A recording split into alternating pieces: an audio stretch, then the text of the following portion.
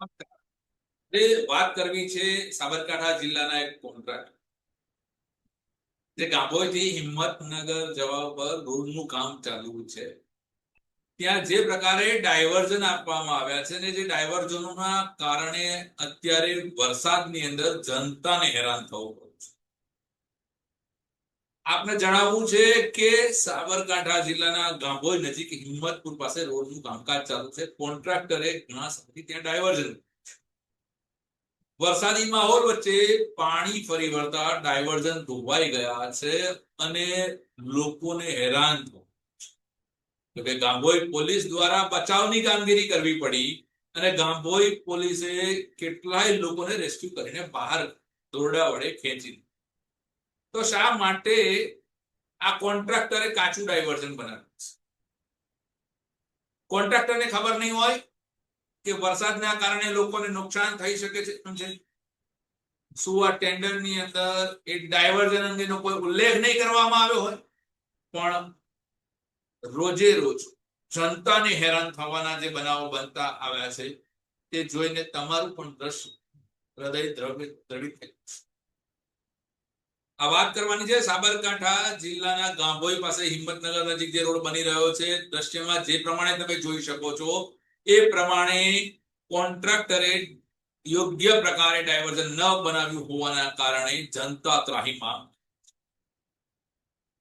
જનતા જો આ પ્રકારે ત્રાહીમામ થઈ છે તો એની જવાબદારી કોની? કેમ બિચારા પોલીસ કર્મચારીઓને તાત્કાલિક દોડવું પડ્યું? ગાભોઈના પોલીસ કર્મચારીઓ જે લોકો ફસાયા હતા એનું રેસ્ક્યુ કરવા સવારના પોરમાં, કોન્ટ્રાક્ટરે આ માટે શું? કે પછી આ કોન્ટ્રાક્ટરે યોગ્ય રીતે ડાયવર્ઝન ન બનાવીને કર્મચારીઓ સાથે કોઈ લેતી દેતીનો વ્યવહાર કર્યો છે? અનેક પ્રશ્નો જનતામાં ઉઠે.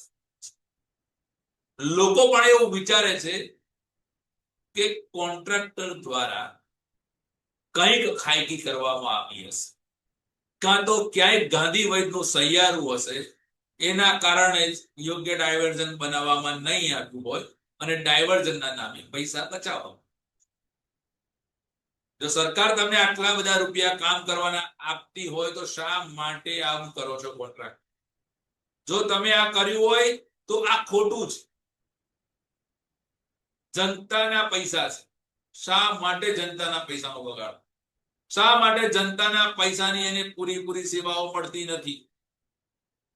તે તંત્રની અંદર કોણ કોણ લોકો આ પ્રકારના ડાયવર્ઝન માટે સામેલ છે? દ્રશ્યમાં તમે જોઈ શકો છો કે ગાભોઈ પોલીસે આ માટે જનતાને મદદ કરવી. સરાહનીય કામગીરી છે ગાભોઈ પોલીસ કે આવા સમયે ટૂંકા સમયે કોન્ટ્રાક્ટરને બદલે પોલીસ પહોંચીને પોલીસે. હવે જોવાનું એ રહ્યું છે કે આ પૂરી કામગીરી પૂરી થયા, પૂરો રહ્યા પછી કોન્ટ્રાક્ટરને ફરીથી મલિદા મળશે કે પછી આ કારણે જનતાને જે તકલીફ પડી એનો દંડ? જોતા રહો ભડકો. સોશિયલ મીડિયામાં પણ અમને સબસ્ક્રાઇબ કરતા રહેજો. લાઈવ જોતા રહો ભડકો, જાણીતા ઓટીટી પ્લેટફોર્મ પર.